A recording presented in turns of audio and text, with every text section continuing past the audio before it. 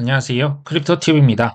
이번 시간에는 기나긴 하락장, 제가 생각하는 가장 현실적인 전략 한번 엑기스만 모아봤습니다.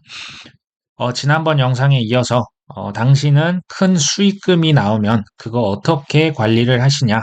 자, 라크 데이비스가 얘기를 했었죠. 저는 다변화합니다. 코인 밖으로 빼놓고 어디에 투자를 하냐? 이렇게 해서 얘기를 했었죠. 답을 합니다. 테슬라 주식도 사고요. 코인베이스 같은 여러 기술 주식에 투자를 했습니다. 그리고 하락장에서는 특히 배당주에 더 많이 투자를 하고 있습니다라고 밝혔죠. 에너지 주식도 제가 꾸준히 모으고 있고요. 채굴기업, 비트코인 채굴기업 주식도 꾸준히 사고 있습니다. 특히 이제 배당주를 늘리는 이유를 물어봤더니 하락장에도 쉬지 않고 현금을 제공해서 제가 배당주의 비중을 계속 늘리고 있습니다라고 답을 합니다. 혹시 그것 말고 더 사신 게 있으십니까? 라고 묻는데요. 뭐 좀 더 있다고 합니다. 금덩이를 좀 샀다. 금을 샀는데 앞으로 이걸 더 살지는 모르겠고요. 부동산 투자도 언급을 합니다. 근데 지금 제가 살고 있는 집을 제외하면 실제로 집을 보유하고 있지는 않고요. 여러 개의 부동산 신탁 상품에만 지금 투자를 하고 있다. 집주인이 되면 아무래도 세입자 상대하는 게 좀 버겁다. 이런 표현도 씁니다. 재밌죠? 저는 이걸 보면서요. 각자에게 우리가 꼭 맞는 투자 자산이요. 이게 다를 수 있다는 생각을 합니다. 저한테는 코인이 맞는데요. 어떤 분들한테는 부동산이 맞을 수도 있고요. 주식이 맞을 수도 있고 그냥 은행이나 채권 같은 안전자산이 맞을 수도 있습니다. 이거는 본인이 각자 잘 생각을 해보시고 그에 맞게 투자를 하시는 게 좋을 것 같아요. 그리고 알트코인 관련해서 드릴 말씀이 있는데 매우 큰 위험이 있는 투자 대상이다. 이건 이제 지금 시점이 아닙니다. 미래에 큰 상승장이 다시 온다면 수익을 취하는 것을 두려워하지 마십시오라는 조언을 아끼지 않습니다. 자, 일명 존버, 가자를 외치면서 5년간 들고 마이너스 99%를 경험하는 것은 뼈아픈 경험입니다. 이거 지금 라크가 99% 경험했다는 겁니까? 안 했다는 겁니까? 했다는 겁니다. 저도 다 해봤습니다. 그거 하지 마세요. 크립토 TV 저도 마찬가지예요. 이게 너무 힘들고 이게 쉽지 않죠. 그러니까 미래가 이제 다시 큰 상승장이 그때 온다면 내년이든 내후년이든 오겠죠. 수익을 취하는 것, 우리가 분할로 조금씩 수익 취하는 것을 조금은 이전보다는 적극적으로 가져갈 필요 있다는 생각 듭니다. 그리고 알트코인 이렇게 판매하셔서 이거 비트나 이더 같은 코인을 사는 건 좋은데 그럼에도 가급적 현금을 들고 있는 걸 추천한다. 왜냐하면 시간이 좀 더 지나면 동일한 비트코인 이더리움이 70%, 80%더 싸게 살 수 있는 기회가 오기 때문에 그렇다라고 답을 합니다. 다시 말씀드리지만 크립토 시장은 주기가 굉장히 강하다. 그 사이클이 있다는 거죠. 이게 저는요, 이건 제 생각인데 반대로 하면 매매 타이밍을 가져가는 데는 좀 더 쉬울 수도 있다. 지금 뭐 축적 단계다. 그럼 이 축적 단계가 끝나면 언젠가는 그 이제 반감기 이후에 1년, 1년 반 이후 상승장이 돌아오겠다. 뭐 이게 뭐 그대로 간다라기보다는 뭐 오차는 있을 수 있습니다. 자, 사회자가 마지막 질문을 합니다. 나는 이때 부자가 되었다라고 하는 거죠. 이때가 언제냐? 마크가 한번 뭐 웃었다가 답을 하네요. 저는 크립토를 내 직업으로 이제 풀타임으로 삼았을 때 부자가 될 수 있었다. 개인적으로 2017년도에 매우 큰 투자 수익을 거둘 수 있었는데요. 그럼에도 18년, 19년의 하락장은 내게 너무 고통스러웠다. 하지만 저는 포기하지 않았습니다. 이후에 20년, 21년, 소위 수백억의 자산가가 될 수 있었죠. 저를 부자로 만들어준 건 결국 코인인 셈이죠. 라고 답을 하면서 인터뷰가 마무리가 됩니다. 자, 주기성이 강한 이 코인 시장, 우리도 이것을 잘 활용을 해 봤으면 좋겠습니다. 축적 시기라고 하는 게 지금부터 이제 반감기 전까지, 뭐 이 친구 얘기지만 저도 어느 정도 공감을 합니다. 자, 그러면 분할 매도해야 하면서 빠져나가야 될 시기는 혹은 내년 말, 빠르면 내년 말에 올 수도 있고요. 늦으면 이제 25년, 심지어 26년까지 갈 수도 있습니다. 이게 이제 우리가 조금은 욕심을 내려놓고 이 시점을 머릿속에 좀 집어넣고 전후로 왔다 갔다 할 수 있다. 하지만 수익을 항상 취한다는 생각, 이전같이 존버만 외치는 것은 조금 우리가 생각을 한번 다시 해볼 필요가 있을 것 같아요.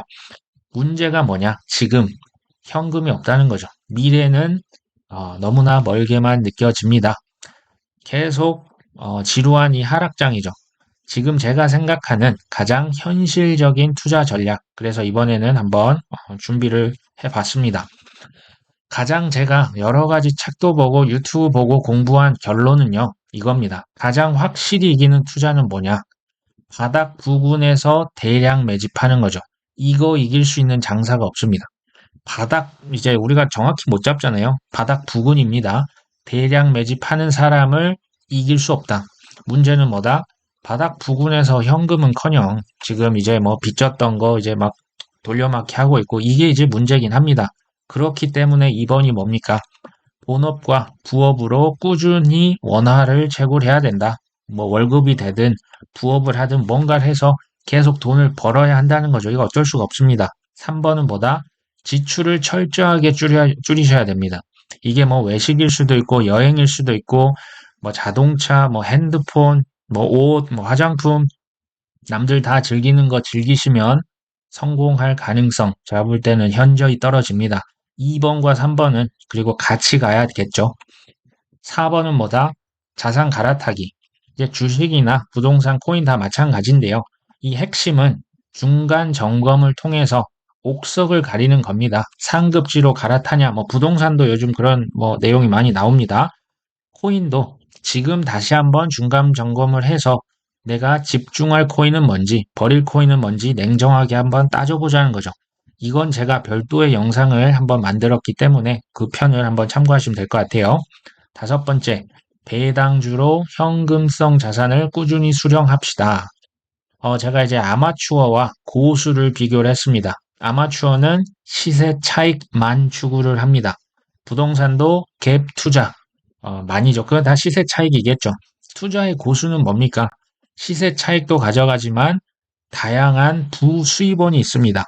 그게요, 주식은 배당주가 있고, 은행, 또 심지어 코인도 이자를 줍니다. 부동산은 월세가 있죠. 부업도 있고요. 책을 쓰면 인세도 있고, 핵심은 파이프라인이 많다는 거죠. 이것을 하나씩 구축하고 공부해서 실제로 이제 실행에 옮기는 단계가 이런 조정장 하락장에서 이루어집니다. 이거 되게 중요하다는 생각을 하고요. 5번의 핵심은 하락장에서도 수입이 발생한다는 거예요. 그래야 생존이 가능해지겠죠. 근데 이제 문제는 뭐다? 지금 수입원이 없다? 그러니까 지금 준비를 해서 다음 상승장 때 만들자는 거 얘기를 잘 하고 있습니다. 지금은 뭐 돈 없다? 뭐 저도 이제 노력을 하고 있는 거니까요. 다 같이 다음 상승장 때는 하락장에서도 돈을 벌 수 있는 거. 이걸 우리가 신경 한번 써보시면 좋을 것 같고요. 이더리움과 솔라나 같은 경우는 제가 연금 코인이다 이름을 붙여봤습니다. 시세 차익도 차익인데요. 이것을 뭐 지루하시잖아요. 그때 이자를 좀 꾸준히 한번 가져가 보자. 아직까지는 세금도 없고요. 제대로 된 규제가 없습니다. 뭐 나중에 규제가 나오면 그거에 잘 따르면 됩니다. 자, 6번째. 대세 상승장까지 기다릴 것. 이거 되게 어렵지만요. 이것도 답이 없어요. 그냥 기다리셔야만 합니다. 어쩔 수 없고요. 자, 1번이 뭐였습니까? 바닥 부근의 대량 매집자가 훨씬 유리하죠. 기다리기가 훨씬 유리하다는 얘기고요. 근데 만약에 지난 상승장 꼭지에 물렸다? 저는요, 낙관론자입니다. 분명히 그분은 큰 교훈을 얻었을 거예요. 아, 내가 꼭지점에 탐욕에 포지션 사이징을 내가 제대로 못했구나. 아, 비중 조절을 못했구나. 이제 무리해서 이렇게 영끌했구나. 이것은 결코 우리 삶에 큰 도움이 안 된다는 것을 얻었고요. 자, 대세 상승장이 이제 올 때까지 기다리는데 이런 하락장 뼈아픈 교훈들이 오히려 나중에 더 큰 빛을 발휘할 거라고 전 봅니다. 마지막 최종 목표와 최우선 가치를 체크해보자. 이건 되게 본질적인 건데요. 이거는 사실 왜에 대한 질문입니다. 왜 투자를 하냐는 거죠. 내가 코인 투자하는 이유? 인생 한 방이니까 뭐 여러 가지 답이 나옵니다. 나는 경제적 자유다, 뭐 여행이다, 뭐 효도다, 결혼이다. 좋습니다. 근데요, 코인 대박이라고 하는 확률이 얼마나 되는지 아십니까? 굉장히 낮습니다. 그때 당시는 다 기분이 좋은 시즌은 있죠. 근데 그때 수익을 이렇게 프로핏 테이킹 할 수 없게 우리의 탐욕이 우리를 망가뜨리죠. 대부분요, 코인 대박을 나도 직장으로 다시 복귀할 확률이 80에서 90%입니다. 이게 이제 언론에서 트래킹 해보니까 이게 나오고요. 뭐 코인뿐만 아니고요. 땡땡 대박 이거 오래 못 갑니다. 자, 그러면서 내린 결론이 뭐냐면요. 성공이요. 지독한 간절함입니다. 그리고 지독한 성실함을 만나야 되는데요. 이거 둘 다 했는데 운이 없으면 망할 수도 있더라고요. 뭐 사실 투자만 그렇습니까? 근데 실패는 뭐냐? 적당히 간절하고요. 남들 하는 거 다 나도 하는 거죠. 적당히 성실합니다. 쉴 때는 쉬어야죠. 워라밸 해야 합니다. 근데 운이 아무리 대박이어도 성실함이 0이고 간절함이 0이면 어떻게 됩니까? 실패입니다. 제가 이것을 보면서 투자도 다르지 않다. 이 지독한 간절함과 성실함을 끝까지 가져갈 수 있는 사람이 대세 상승장을 만났을 때 큰 성공을 하는 게 아니냐. 어, 지독한 간절함, 성실함으로 우리가 할 수 있는 최선을 다해놓고 대세 상승장을 맞아보자. 이런 말씀을 드리면서 오늘 방송 여기까지 합니다. 끝까지 시청해 주셔서 감사합니다.